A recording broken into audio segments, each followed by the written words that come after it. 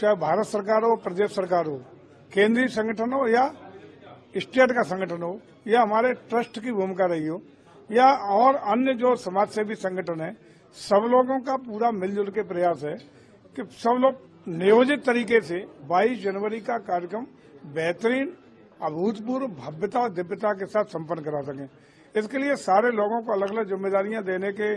का भी प्रयास हो रहा है और मैं समझता हूं कि इसके लिए एक बहुत जल्दी अपने एक बैठक होने वाली है जिसमें केंद्रीय नेतृत्व के लोग भी रहेंगे, जिसमें अलग अलग जिम्मेदारी बांटने का काम होगा। इसलिए जिम्मेदारी बांटने का काम होगा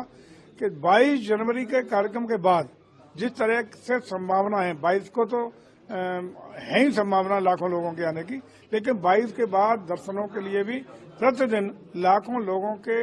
वहां भक्तों के, श्रद्धालुओं के आने की संभावना रहेगी। उनके रहने का, ठहरने का, आवागमन का, खान पीन का, उनकी दिनचर्या के लिए अन्य व्यवस्था करने का, दर्शन की सारी व्यवस्था में कोई असुविधा न हो, कोई कष्ट तकलीफ न हो, कोई अनहोनी न हो, इसके लिए समुचित बेहतरीन व्यवस्था देने के लिए अलग अलग जिम्मेदारियां बांटने का काम सरकार अपने स्तर से करेगी, संगठन अपने स्तर से करेगा और तमाम स्वयं सेवी संगठन और सामाजिक सरोकार से जुड़े हुए लोग और संगठन अपने अपनी जिम्मेदारियों का निर्वहन करेंगे। इसके लिए चाक चौबंद व्यवस्थाएं लखनऊ से लेकर के अयोध्या तक करने का काम किया रहा है। आपने देखा होगा कि लखनऊ से अयोध्या को जाने वाला जो सिंगल रेलवे ट्रैक था, उसको भी पिछले 1 साल से रेलवे बदल करके डबल ट्रैक में कन्वर्ट करने का काम कर रहा है और प्रयास है कि इसी महीने के लास्ट तक या मंदिर के लोकार्पण की तिथि से पूर्व वो काम भी पूरा हो जाएगा, ताकि विशेष ट्रेनें भी चलाने का काम मांग के अनुसार होगा। स्थानीय तौर पर प्रयास होगा कि अयोध्या में यदि समुचित व्यवस्था उसी जगह के अभाव में नहीं कर पाए तो हो सकता है कि लखनऊ से by road, by train connectivity देकर के यहाँ से आवागमन की सुनिश्चितता हो। जहां जहां जगह मिलेगी वहां श्रद्धालुओं को ठहराने का, उनको रोकने का, उनके लिए अन्य व्यवस्था देने का काम होगा। लेकिन ये कार्यक्रम अभूतपूर्व रूप से भव्यता, दिव्यता की चरम ऊंचाइयों को छूने के लिए हम लोग पूरी तरह कटिबद्ध हैं। चाहे भारत सरकार हो, प्रदेश सरकार हो, केंद्रीय संगठन हो या स्टेट का संगठन हो या हमारे ट्रस्ट की भूमिका रही हो या और अन्य जो समाज सेवी संगठन है, सब लोगों का पूरा मिलजुल के प्रयास है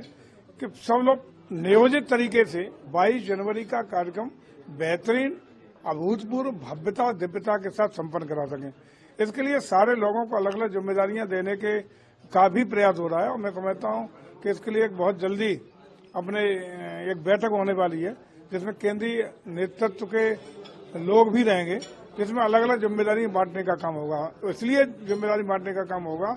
कि 22 जनवरी के कार्यक्रम के बाद जिस तरह से संभावना है, 22 को तो है ही संभावना लाखों लोगों के आने की, लेकिन 22 के बाद दर्शनों के लिए भी प्रतिदिन लाखों लोगों के,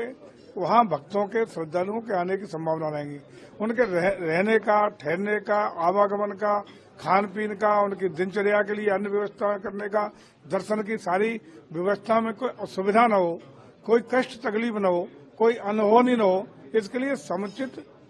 बेहतरीन व्यवस्था देने के लिए अलग अलग जिम्मेदारियां बांटने का काम सरकार अपने स्तर से करेगी, संगठन अपने स्तर से करेगा और तमाम स्वयं सेवी संगठन और सामाजिक सरोकार से जुड़े हुए लोग और संगठन अपने अपनी जिम्मेदारियों का निर्वहन करेंगे। इसके लिए चाक चौबंद व्यवस्थाएं लखनऊ से लेकर के अयोध्या तक करने का काम किया रहा है। आपने देखा होगा कि लखनऊ से अयोध्या को जाने वाला जो सिंगल रेलवे ट्रैक था, उसको भी पिछले 1 साल से रेलवे बदल करके डबल ट्रैक में कन्वर्ट करने का काम कर रहा है और प्रयास है कि इसी महीने के लास्ट तक या मंदिर के लोकार्पण की तिथि से पूर्व वो काम भी पूरा हो जाएगा, ताकि विशेष ट्रेनें भी चलाने का काम मांग के अनुसार होगा। स्थानीय तौर पर प्रयास होगा कि अयोध्या में यदि समुचित व्यवस्था उसी जगह के अभाव में नहीं कर पाए तो हो सकता है कि लखनऊ से बाई रोड,